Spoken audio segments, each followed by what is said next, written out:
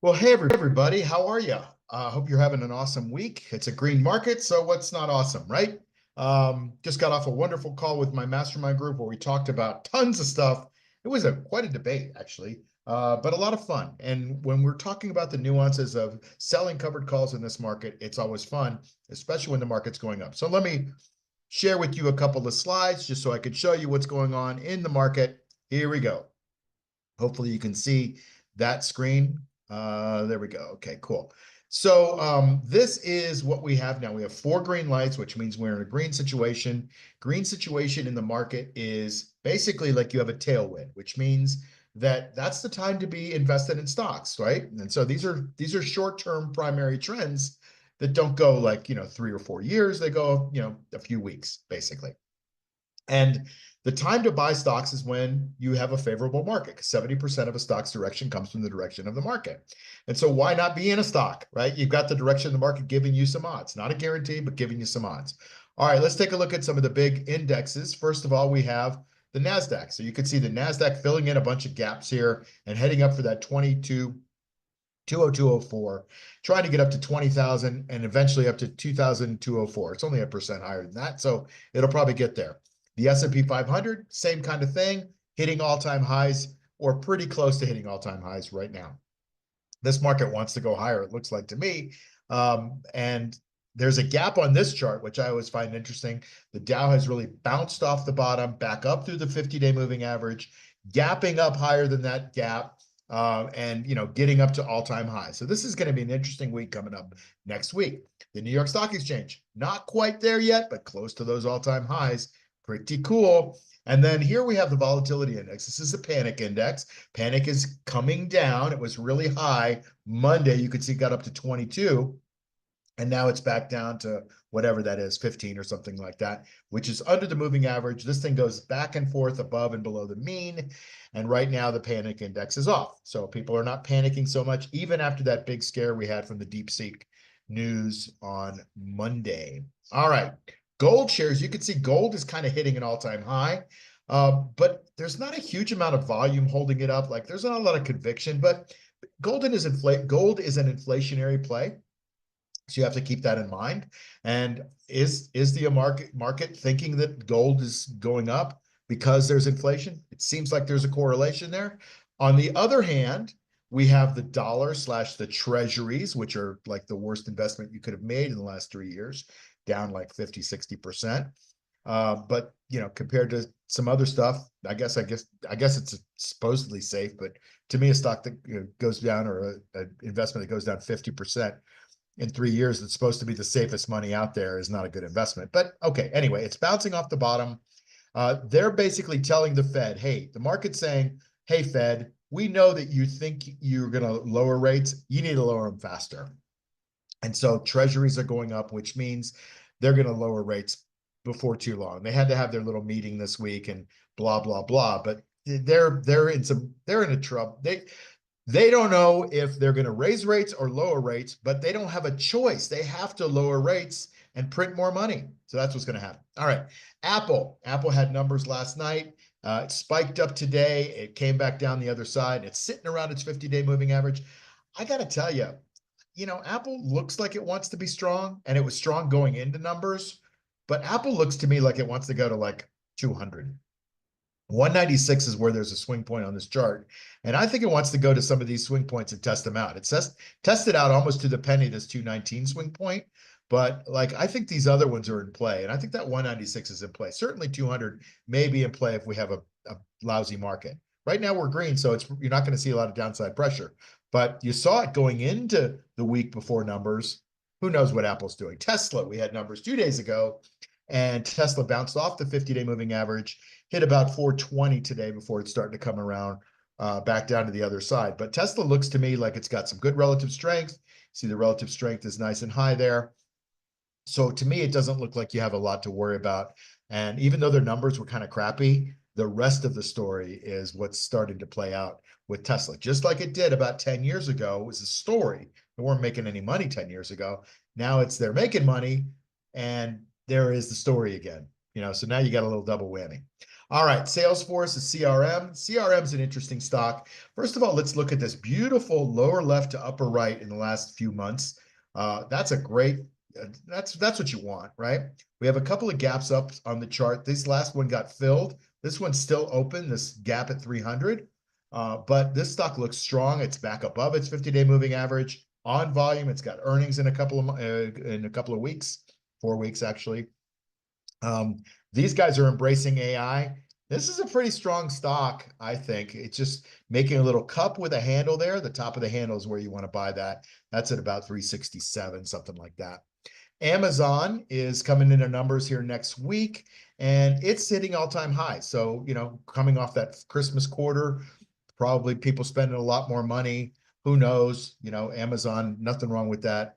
And it's a nice lower left to upper right. You love to see that pattern in a stock.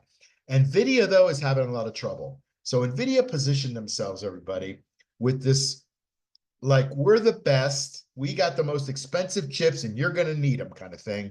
And they said, if you want to do AI right, you're going to need these expensive chips, and you're going to need just warehouses full of them. So the stock in the last year went up based on that. And, we're seeing AI everywhere with ChatGPT and Gemini and all of these other things. And then this company called DeepSeek, a Chinese-backed company, basically came out with something that cost like 6 million, didn't take very long to develop, and said, we can use crappy chips. And everybody's like, oh my God. And they sold off NVIDIA. Look at this big gap down that you see from 141 all the way down here. And the stock actually went below 120. Like, that's a $20 drop in a day. It's almost 20%. It's like 18%, something like that. And now the stock is hovering around a 50-day moving average. And all that happened on high volume. That means what? People are worried about NVIDIA. People are worried about competition. Now all of a sudden, all this other competition is coming out. So every stock has its day, and then competition comes in. That's what makes capitalism great, is competition comes in, makes things better. And now NVIDIA, who everybody thought was the leader, has got to innovate. And they've got to figure out a way to make these chips viable again, at least the expensive ones, because now they can buy cheaper ones somewhere else. So be careful on NVIDIA. The stock action to me looks like a consolidation around this 120 level. And it looks to me like it wants to go to 100, frankly.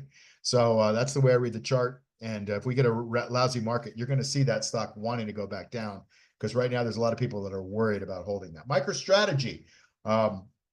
Everybody's been telling me, hey, Mark, it's going to go to 1,000.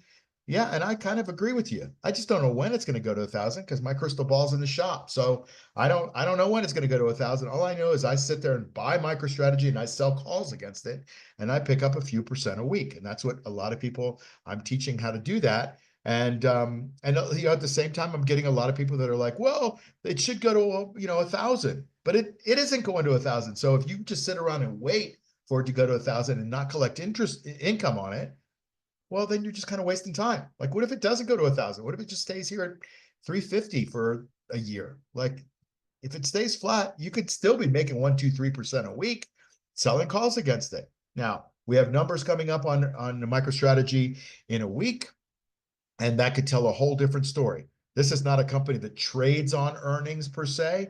In other words, it doesn't have a price to earnings rate. Like, it's got such a small company going on, but they've got big treasury full of Bitcoin. So in theory, when Bitcoin goes up, when they figured out how to use their ATM strategy to, go and pull out money, buy Bitcoin, put it in the treasury, and when Bitcoin goes up, the treasury increases the value of the company. That's where you're getting your value in MicroStrategy. So we'll see what they say about it next week. The market doesn't look like it cares that much. It's just kind of flat and going into numbers. We'll see. You should have an income strategy on MicroStrategy, because it's not going to always do this straight up thing that, we got to experience. It may, but the chances are it's not going to. Microsoft also getting sucked down by that DeepSeek stuff. They had numbers a couple days ago. Numbers are all right. This company makes like 10% a quarter, 10% increase earnings per share growth, but it's not that exciting. This is not an exciting chart. It's a consolidation chart. And it's right now, there's weakness. It's under the 50. It's under the 200-day moving average. Be careful with Microsoft. Alphabet, different story. I kind of thought that everybody was going to quit using Google to do their searches, and they have. But Alphabet has shown themselves to have like a bunch of different AI offerings that are pretty cool. This notebook LLM is really cool. It kind of makes an automatic podcast from a transcript. It's amazing. They've got Gemini, they've got Claude, they've got a few other different AI plays, and I think they're going to replace maybe their search engine. Now that's a tough one to replace. That's the number one search engine in the world. But anyway, the stock market likes it, and they're driving the stock to all-time highs, which is where you see it today. Just like to see a little bit more volume in that, but they have also earnings next week. Netflix, oh my gosh. Look at the earnings per share, 102%, 45%, 48%, 83%. This thing is on fire, guys. It's at $1,000 a share. It's consolidating right around $1,000 after it beat those earnings, made a gap up. Everybody wants to drive Netflix up because why? Everybody's got Netflix, right? You got Netflix. I got Netflix. Everybody uses Netflix, and they're raising the prices too. So this company is doing a lot of things right, whether you like their programming or not. Palantir, people love this stock. Be very, very careful. This stock has earnings in 3 days. It's at all-time highs. It's come from 26 all the way to 85. That's at least a triple. Be careful. There's a lot of air that could come out of this stock at earnings. Just protect yourself. That's all I say. But to me, the move in Palantir is not so much to the upside. I think it's very extended. I think it's more to the downside. So just be careful. That's all I say. Better to preserve your capital than to try to make it back. So I'm going to leave you with that. We are in a green market. So just remember you have a tailwind if you're going to buy some stocks until you don't. And hopefully you've made a little bit of a cushion so that you can make a decision on whether your stock is performing at the end of that green market, which who knows, could end tomorrow. Probably won't, probably go another couple of weeks for sure. All right, guys, listen, thanks for joining me on the Market Pulse. I'll see you next time. Hope you're enjoying it. If you are, give me a like or subscribe or a comment below or send it to somebody and spread the word around. And I'll see you next week on the Market Pulse. Have a great weekend, everybody. Take care. Bye.